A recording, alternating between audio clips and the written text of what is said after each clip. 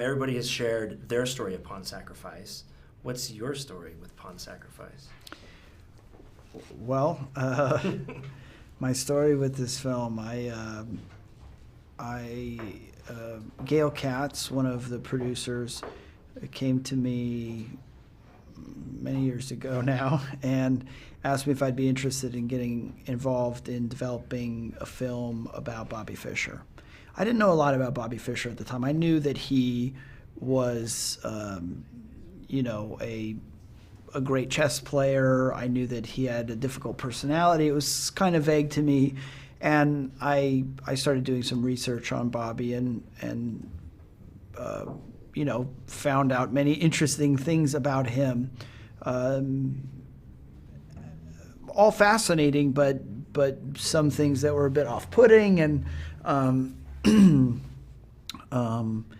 but as I dug into it, I got really interested, and I wanted to dive in and learn more and figure out what was there to learn and understand about somebody who was both as sort of brilliant and dedicated to a game and to being the best at that game, and also someone who was suffering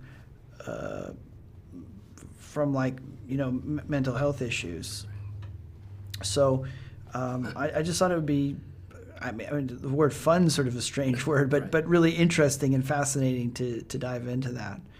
So that started many years ago, and there's been lots of twists and turns along the road. And now we sit here. It's done. Yeah. I guess the question everybody's asking: are you a chess player? Have you played chess before? I wouldn't classify myself as a chess player. I've played chess before, and I learned some things about chess while researching Bobby Fischer, and I spent time with chess players. And what I learned about, I think, many things about chess, but one of the things I learned is to actually be good at the game, like really good at the game. It just takes a tremendous amount of time and study.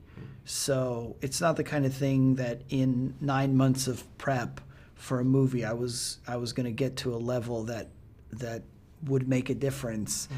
So it was more about me understanding the game and the dynamics of the game and the types of thought processes and the kind of preparation for the game and how you study and why you're looking at certain things and the kind of memorization component and just the gamesmanship of it and all of the approach to it and then what is it like to be locked into that kind of concentration. Right. So I learned those types of things, and I realized that it would take me years of playing, many hours to get any good. Now, taking all of that, how do you then add the whole Bobby Fischer, the mental health issue, or the paranoia, mixing those together? Because obviously it's two very complicated things. I mean, Bobby's personality has a lot of dynamics to it, and I think that in looking at anybody, it's hard to find precise patterns of behavior. So I'm just trying to find the kind of principles that somebody's operating by, and then do my best to understand how that might affect behavior. And then essentially pack as much of that and as much of a variety of those principles, traits, dynamics into a performance that can fit in the framework of this film and this story. So I'm not being reductive and playing 5 notes and going, that's Bobby Fischer, because of course no person is that simple. Right. Stephen was saying that when this project was brought to him and that you were already attached, he goes, everything else was easy.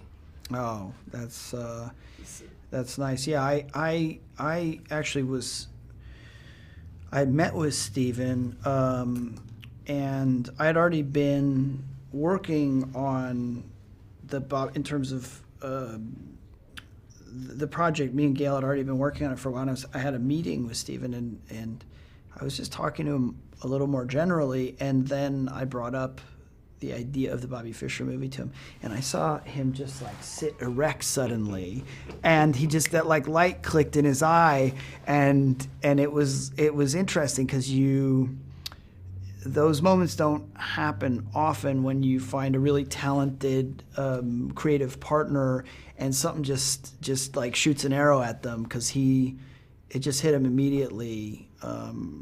That's what I remember anyways. And it was like, oh, he loves this one. Right. Were you counting on that reaction from him? Or no, I mean, I had no idea. I was, there was something that's funny, because I just had a sense that I should bring it up to him, and I don't remember any clues from our conversation that made that clear to me, but something just compelled me to say it to him, and then I just saw that reaction.